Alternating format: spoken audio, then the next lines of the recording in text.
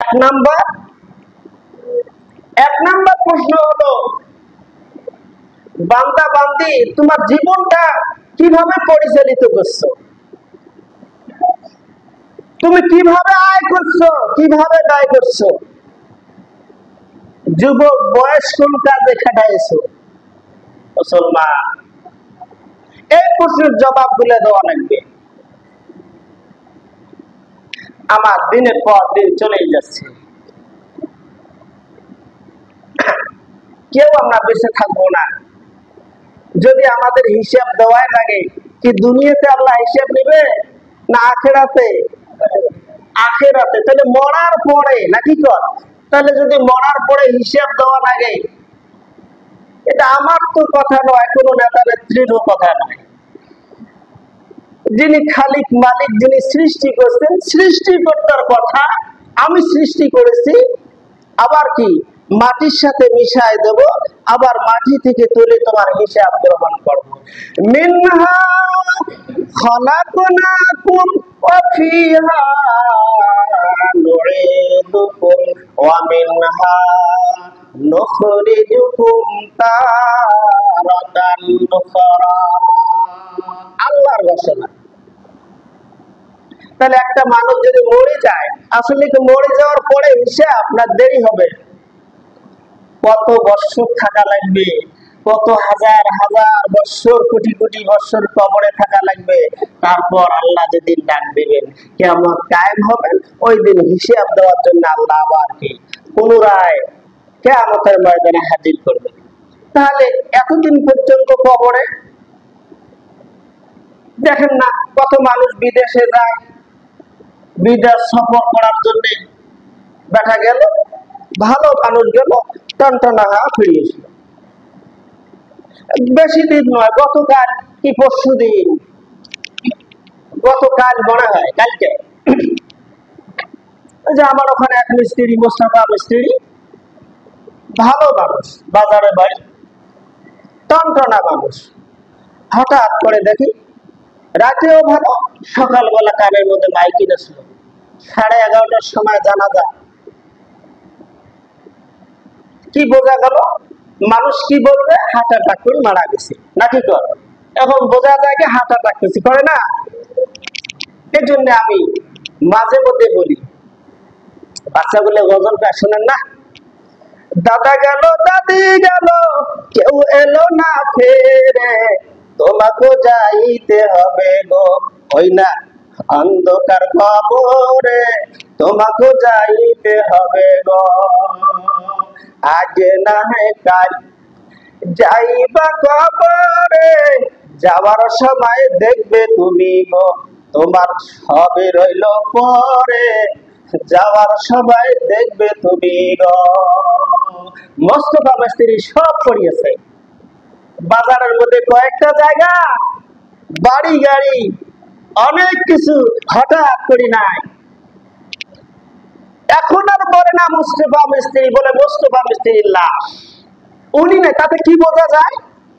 যদি কেউ মারা যায়, তার নাম আরো বলে বলে ওনার লাশ, ওনার লাশ। তার কারণ মাইকিনে বলে, দেখা হলে বলে ভাই অমুকের লাশ। এটা কে ভাই? তো অমুকের লাশ। অমুক মানে, যেমন ধরেন মোস্তফা মিস্ত্রি সাহেব মারা গেলেন, এখন কি বলে? মোস্তফা মিস্ত্রি সাহেবের লাশ। উনি আর নাই, তাতে বোঝা গেল উনি নাই, ওনার লাশ। তাহলে বোঝা যায় এই বটিটা আমাদের না। এটা একটা কি আছে, এই এখানে একটা কি আছে, আল্লাহ রাব্বুল আলামিন এই মোবাইলের মধ্যে একটা সিম কার্ড ঢুকাই দিয়েছে, রুহু নামে সিম কার্ড। এই সিম কার্ড যখন এই মোবাইল থেকে বার করে নেবে, মোবাইলটা অকেজ। এই মোবাইল দিয়ে কাজ হবে আরো 4 কাজ নাই। যেমন একটা মোবাইলের মধ্যে সিম কার্ড খুলে নিলেন, আর মোবাইলটার দাম নাই, যত কোটি টাকায় হোক না কেন, ঠিক তেমনি ভাবে আল্লাহ দেওয়া এই মোবাইল, আল্লাহ দেওয়া কি মোবাইল, একটা মোবাইলের মধ্যে সিম কার্ড আল্লাহ ঢুকাই দিয়েছে। এই সিম কার্ড রুহু নামে সিম কার্ড, এই সিম কার্ড খুলে দেওয়ার সাথে আর 5 দাম নেই তোমার। আচ্ছা বলেন তো দেখি কি দামটা আছে?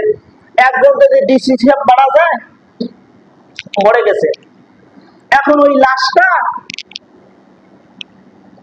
বিক্রি করা হবে, মাইকিং করতেছে, ভাই সব অমুক জেলার ডিসি সাহেব মারা গেছেন, মাত্র 10 টাকায় লাশের দাম, আপনারা কে নেবেন?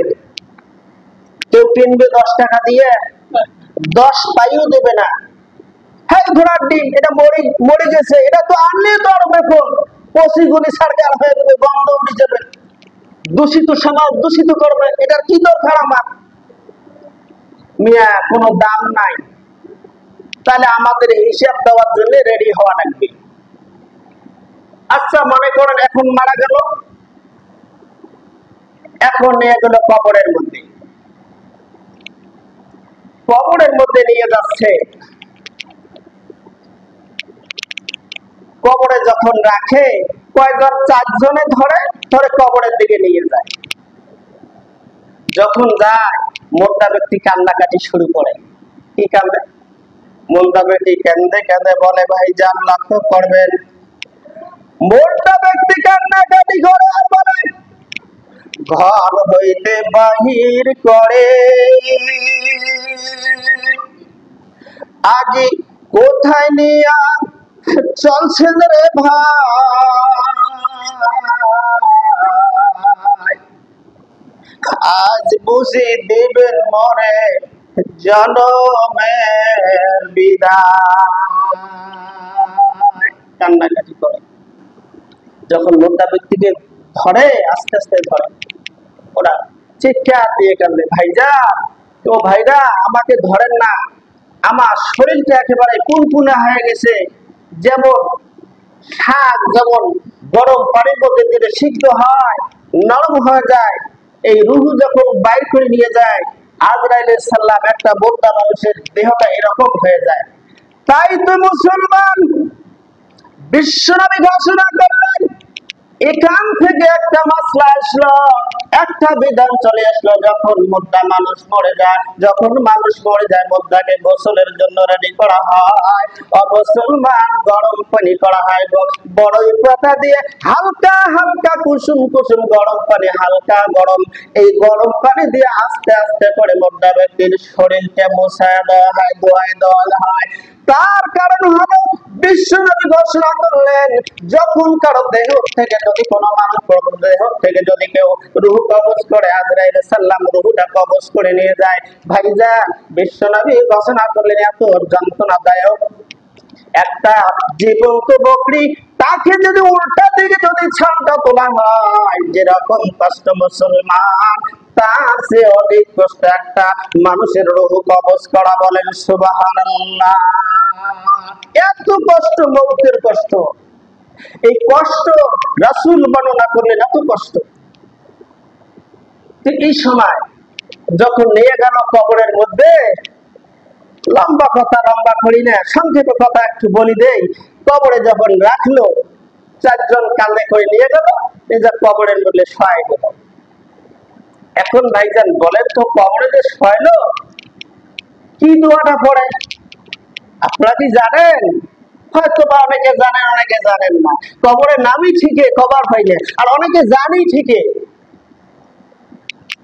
মুসলমান লক্ষ্য করবেন, প্রত্যেকটা মানুষ কবরে যখন নামে, মুর্দা ব্যক্তিকে শোয়াই দেয়, মুর্দা ব্যক্তির কবর বুকের মধ্যে হাতটা রেখে বলে, বিসমিল্লাহ ওয়া আলা মিল্লাতি রাসূলিল্লাহ। সবারই মুখস্থ হয়ে যায়, বিসমিল্লাহ ওয়া আলা মিল্লাতি রাসূলিল্লাহ। মুখস্থ না থাকলে মুখস্থ করে এই দোয়া পড়তে হয়, বিসমিল্লাহ ওয়া আলা মিল্লাতি রাসূলিল্লাহ। তার মানে হলো এই আল্লাহর নামে রাসূলের তরিকার মধ্যে, রাসূলের জামাতের মধ্যে তুলে দেওয়া হয়, এই দোয়াটা পড়া হয়। মুসলমান লক্ষ্য করবেন, কি করে দোয়া করতে পারেন আপনি?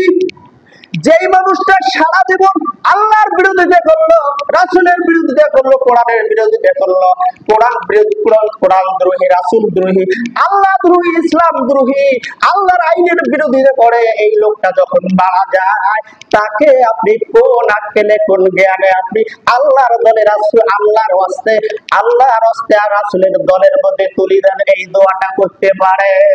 রাসূল গ্রহণ করলো, সারা জীবন বাটপারি করলাম, সারা জীবন বদমাশি করলাম, আর মরার সাথে সাথে ভাড়াটিয়ে বলবি যে বিসমিল্লাহ ওয়া আলা মিল্লাতি রাসূলিল্লাহ, তার মানে হলো আল্লাহর নামে রাসূলের দলে দিলাম। রাসূল সারা জীবন বিরোধিতা, রাসূলের বিরোধিতা করলা, রাসূলের দল বাদ দিয়ে আরেকটা দল করলা, আর এবারে রাসূলের দল যায় মরিয়ে এবারে দাম আছে, মরার কাছে 5 পাই দাম নাই, আর এখন সেটা রাসূলের দল যাওয়ার চান। এটার জন্য দোয়া করার দরকার কি? আমার ব্যক্তিগতভাবে আমার মন্তব্য হলো, যারা আল্লাহ দ্রোহী, রাসূল দ্রোহী, কোরআন দ্রোহী, ইসলাম দ্রোহী, এদের জন্য জানাজার মধ্যে ওই দোয়া নাই। কি দোয়া করা লাগবে? আল্লাহু আকবার বলিয়ে বলবে, আল্লাহ এটা বদমাশ ছিল, কোরআন দ্রোহী ছিল, আল্লাহ এক ঠিক মতো সাজাটা লাগাও, আল্লাহু আকবার। আবার আরেকটা দোয়া, আল্লাহ এক সর্ব উচ্চ যেটা জাহান্নামের মাকাম সেটা পৌঁছা, আল্লাহু আকবার। এভাবে চারটে তাকবীর দেওয়া দরকার আমার মন্তব্য। কারণ বদমাশের কিসের দোয়া? সারা জীবন বদমাশি করলো, আল্লাহর সাথে তুই যুদ্ধ ঘোষণা দিল, রাসূলের সাথে যুদ্ধের ঘোষণা দিল, ইসলামের সাথে তুই লড়াই করতেই আছিস, তোমার জন্য আবার কিছু রাসূলের তরিকে তুলি দেই আমরা, এরকম বলবি হলে আছে না এমন বলবি? তো চাকরি যায় ও যেটা করে শোনে। অনেক কথা ভাইজান, আজকে আর এই আলোচনা করা সম্ভব না। ইনশাআল্লাহ আল্লাহ পাক রব্বুল আলামিন এই কথাগুলোকে, সঠিক কথাগুলোকে বোঝার তৌফিক দান করে, দোয়া করে দেন, বলে আমিন। সুন্নাত বলে পড়ি।